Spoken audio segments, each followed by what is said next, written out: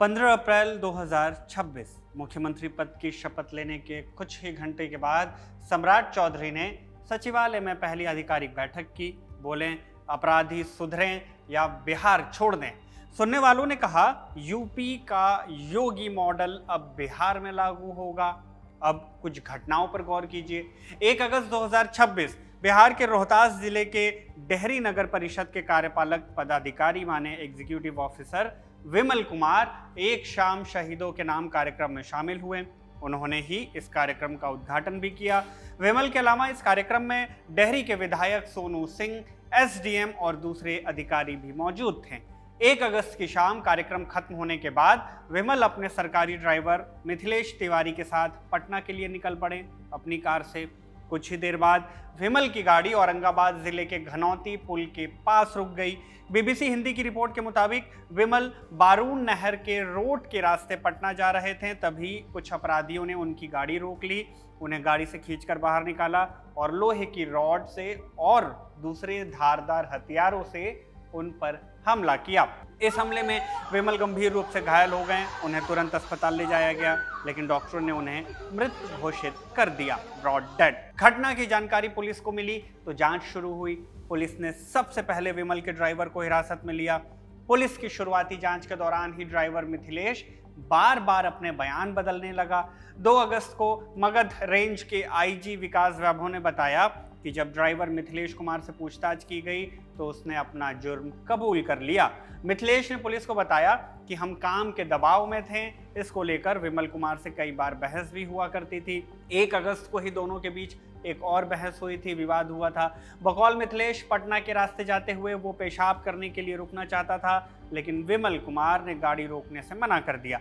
इस बात को लेकर दोनों के बीच फिर से बहस हुई और इसी दौरान ड्राइवर मिथिलेश ने गाड़ी में रखी रॉड निकालकर विमल पर हमला कर दिया।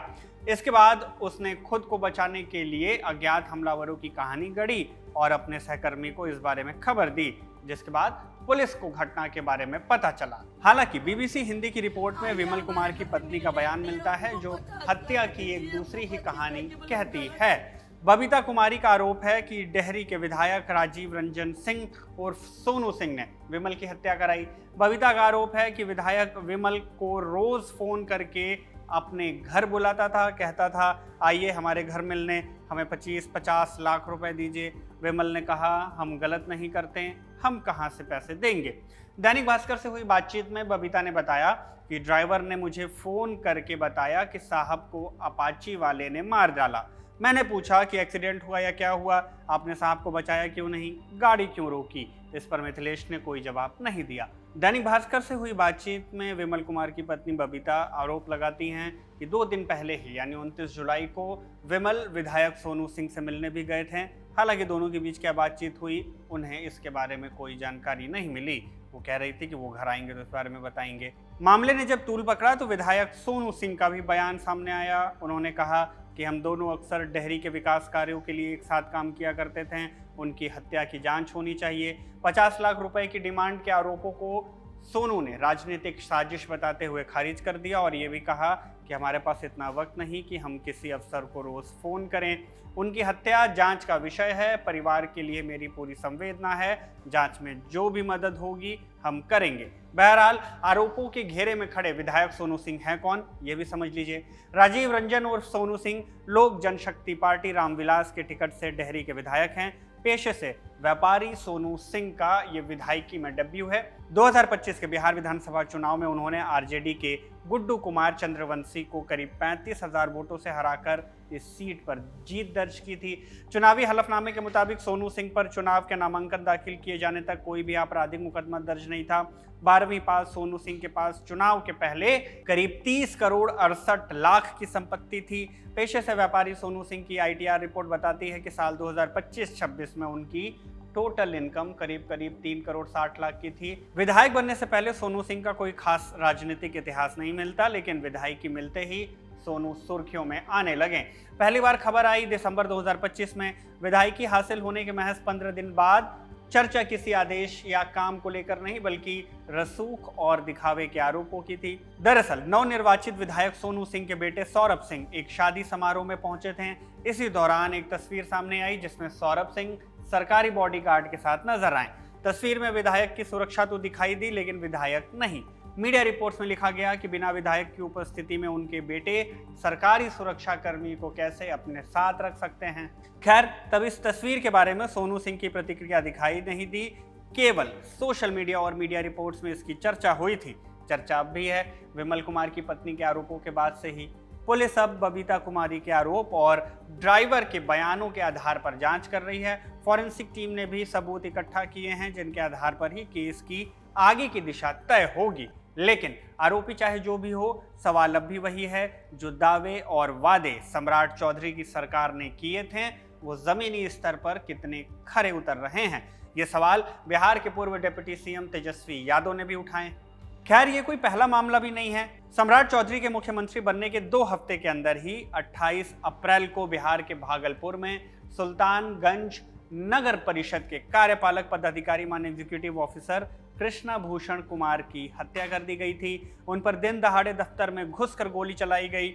इस हमले में चेयरमैन राजकुमार गुड्डू गंभीर रूप से घायल भी हुए। तब इस घटना को लेकर सरकार से सवाल किया गया था। तेजस्वी यादव ने बीजेपी सरकार के जीरो टॉलरेंस की नीति पर सवाल खड़े करते हुए आरोप लगाया कि अपराधियों के हौसले इतने बढ़ गए हैं कि अब सरकारी अधिकारी भी अपने कार्यालय में सुरक्षित नहीं हैं। सरकार पर दबाव बना तो एक्शन भी हुआ। 24 घंटे के अंदर ही बिहार एसटीएफ और पुलिस ने कार्रवाई की और मुख्य आरोपी रामधनी यादव को एनकाउंटर में मार गिराया। हालांकि पुलिस ने त्वरित कार्रवाई तो की, लेकिन सरकारी दफ्तर में घुसकर सरकारी अफसर पर हमला करने की इस घटना से ये जरूर दिखा दिया कि अपराधियों के हौसले सूबे में कितने बुलंद हो चुके हैं। 6 महीने के अंदर अंदर अब बिहार में ये दूसरे अफसर की हत्या हुई है। न्यूज एजेंसी यूनिवार्ता के अनुसार विमल कुमार की हत्या के विरोध और सुरक्षा की मांग को लेकर बिहार नगर सेवा पदाधिकारी संघ की अपील पर प्रदेश भर के सभी कार्यपालक पदाधिकारी अनिश्चितकालीन हड़ताल पर हैं। संघ के सचिव अरविंद सिंह ने कहा कि पटना जाते समय रास्ते में हुई विमल कुमार की हत्या से सभी पदाधिकारी आक्रोशित हैं। उन्होंने आरोप लगाया कि पहले सुल्तानगंज नगर परिषद के कार्यपालक पदाधिकारी की हत्या के बाद सुरक्षा उपलब्ध कराने का आश्वासन दिया गया था, लेकिन अब तक कोई व्यवस्था नहीं की गई। संघ ने सभी कार्यपालक पदाधिकारियों को सुरक्षा गार्ड उपलब्ध कराने और अन्य मांगे पूरी होने तक हड़ताल जारी रखने की बात कही है। राष्ट्रीय जनता दल ने एक्स पर बयान जारी कर कहा है कि सम्राट चौधरी सरकार में अपराधियों का दुस्साहस 7वें आसमान पर है। सम्राट राज में हर आम बिहारवासी असुरक्षित। खैर, जिस वक्त आरजेडी मुख्यमंत्री पर ऐसे आरोप लगा रही थी, सूबे के अफसर अपनी सुरक्षा को लेकर सड़कों पर प्रदर्शन कर रहे थे। ठीक उसी वक्त मुख्यमंत्री सम्राट चौधरी अपनी सरकार के 100 दिन पूरे होने के कार्यक्रम में शिरकत करते दिखाई दिए। सेवा, संकल्प और समर्पण के 100 दिन के कार्यक्रम में मंच से सम्राट जनता के भरोसे, सुशासन और जीरो टॉलरेंस की बात करते रहे। खैर, पुलिस की रिपोर्ट में तो आरोपी ड्राइवर को माना जा रहा है, उसके बयान के मुताबिक। वहीं दूसरी तरफ पत्नी का आरोप विधायक को कटघरे में खड़ा करता है। तो असल में विमल कुमार की हत्या किसने कराई, किसने की और किसके इशारों और किसके कहने पर हुआ ये सब, ये वो सवाल हैं जिनका जवाब अब जांच के बाद ही पता चलेगा। जो भी जानकारी होगी आप तक पहुंचाई जाएगी। फिलहाल इस वीडियो में बस इतना ही। मेरा नाम शुभम है, कैमरे के पीछे मेरे साथी तौफीक हैं। आप देखते रहिए खबर गाँव।